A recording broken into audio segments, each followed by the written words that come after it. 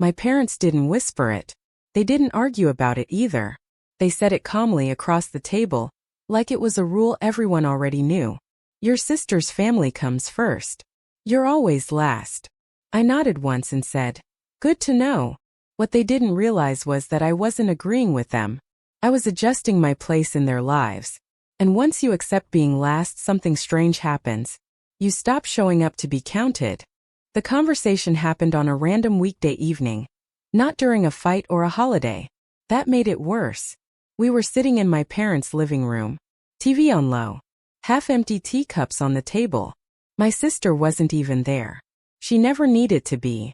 My mother was talking about how busy things had been lately, how exhausted she felt, how hard it was to balance everyone's needs. I listened quietly like I always did. Then my father said something about an upcoming family event. A birthday. A small gathering. Plans had already been made. I asked casually, oh, when is it? My mother hesitated before answering. That pause told me everything. Well, it's mostly for your sister's family, she said. You know how it is. They have kids. I nodded. I'd heard that line before. Then I mentioned that I'd also been hoping to spend some time together. Just us. It wasn't a complaint. Just a thought. That's when my father leaned back in his chair and said it. Your sister's family comes first. You're always last. Not cruelly. Not angrily. Just honestly. Like he was clearing up confusion. My chest tightened but my face stayed neutral. Years of practice helped with that.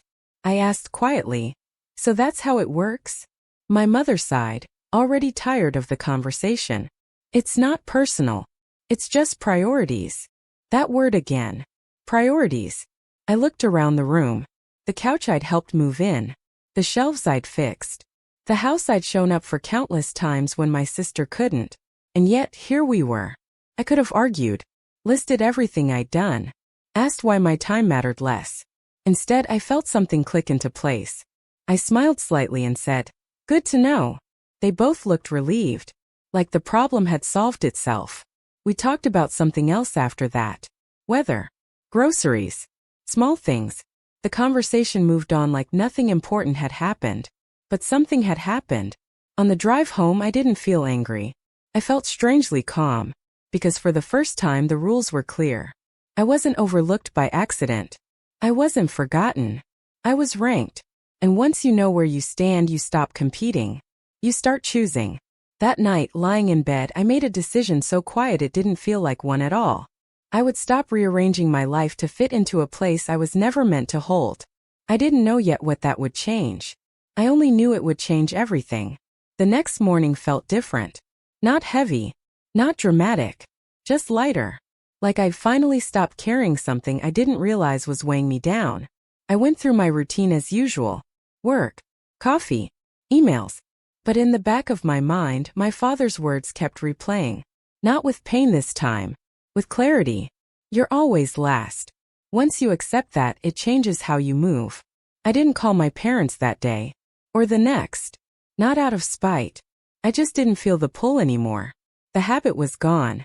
A week passed before my mother texted, are you okay? Haven't heard from you. I stared at the message longer than necessary. Then typed back all good. Busy with work. It was true. And it was enough. I noticed how often I used to be the one reaching out. Checking in. Adjusting plans so I could be available just in case. I called it being considerate. Now I saw it as being convenient. At night the doubts crept in. Quiet questions that didn't demand answers but lingered anyway. Was I being too sensitive? Should I have spoken up more? Then I remembered the relief on my parents' faces when I said, good to know. They weren't worried about me. They were relieved the conversation was over. That realization settled something in me. A few days later my sister called. She didn't ask how I was. She jumped straight into logistics. A school event. Babysitting. Whether I could help for a few hours. I thought you might be free, she said. Mom and Dad are already helping us all weekend. There it was again. The hierarchy spoken casually. I said calmly, I can't. She paused. Why not? I have plans. What plans? She asked like that mattered. Mine, I said. The silence on the line stretched longer than usual. "Oh," she said finally. "Okay." We hung up soon after. That conversation replayed in my head later that night. Not because I felt guilty, but because it felt unfamiliar. Saying no without explaining myself. Without compensating. Small changes followed. I stopped rearranging holidays around their schedule. I stopped offering to help before being asked. I stopped assuming my availability was unlimited. My parents noticed eventually. My mother mentioned, half joking, "You're harder to pin down lately." I smiled and said, "I guess so." She didn't laugh. The power shift wasn't loud. It was subtle, almost invisible, but it was there. I could feel it in the way they phrased requests now. In the pauses before asking. In the uncertainty. They were adjusting to a version of me they hadn't planned for. And the truth was, so was I. For the first time, I wasn't waiting to be chosen. I was choosing myself. The real shift didn't happen all at once. It came in pieces spread across ordinary days. I stopped being the backup plan. That was the first thing they noticed. When my sister's childcare fell through, my parents used to call me without hesitation. I cancel whatever I had going on. Rearrange my life. Show up. It had always felt expected, not appreciated. This time my phone rang and I didn't answer right away. When I called back later, my mother sounded flustered. "We were wondering if you could help out for a bit." I asked a simple question. "Did you already ask my sister's in-laws?" She hesitated. "Well, no. We thought you'd be easier." That word landed hard. Easier. I told her I couldn't make it. No apology. No explanation. Just the truth. The silence on the line stretched longer than usual. Then she said, "All right," in a tone that carried surprise more than disappointment. That became a pattern. I was no longer the automatic yes. At first they treated it like a phase. Something I'd grow out of. My father joked once, "You're getting independent these days." Like it was a personality quirk. I smiled and said nothing. What they didn't see was how much space opened up once I stopped centering my decisions around them. I took on projects at work I'd previously avoided because they might conflict with family plans. I started traveling on weekends without checking anyone's schedule first. I let invitations expire without guilt. And slowly something else happened. My sister struggled. Not dramatically. Not publicly. Just in small telling ways. She complained more. Sounded tired. Mentioned how overwhelmed she felt juggling everything. She still came first, but now she felt the weight of it. One afternoon, she called and sighed before speaking. "I don't know how you do it," she said. "Do what?" I asked. "Just manage on your own." I almost laughed. Not because it was funny, but because it revealed something she'd never said before. She'd always assumed I had less because I needed less. I didn't correct her. Around this time, my parents invited me to dinner again. Just the three of us. I went curious more than hopeful. The conversation was careful. Polite. They asked about my life instead of telling me what I should do with it. It felt strange, like walking into a familiar room with the furniture rearranged. At one point, my mother said, "We don't see you as much anymore." I met her eyes and said, "You told me where I stood. I believed you." She didn't argue.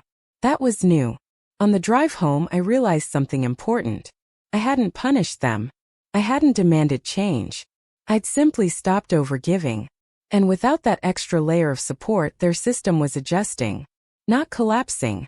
Just shifting into something more honest. The consequences were quiet. Plans became more balanced. Requests were phrased as questions, not assumptions. My sister stopped defaulting to me as backup and started finding other solutions. I was no longer last. But I wasn't first either. I was separate. That distinction mattered more than I'd expected. One night, lying awake, I thought about how long I'd waited for them to choose me. To prioritize me. To see me. Now I wasn't sure I wanted that anymore. Because being chosen late after you stop trying feels different. Feels conditional. And I'd learned the difference between belonging and being convenient. As this new balance settled in, I sensed something else approaching. A moment where all of this would either solidify or be tested. I didn't know when it would happen. I just knew it was coming. The test came quietly, the way most real tests do. My mother called one evening and asked if we could talk. Not about plans. Not about helping anyone. Just talk. We met at a small cafe near her house. Neutral ground. No hierarchy built into the room. That felt intentional. She stirred her tea for a long time before speaking. I didn't realize how much you stepped aside for everyone else, she said. We thought you were fine because you never complained. I listened. I didn't interrupt. I'd learned that silence invites honesty. She went on softer now. When your father said you were always last, I don't think we understood what that would do. I nodded. I understood it right away. She looked up then, surprised. Not defensive. Just tired. I wish we'd handled things differently, she said.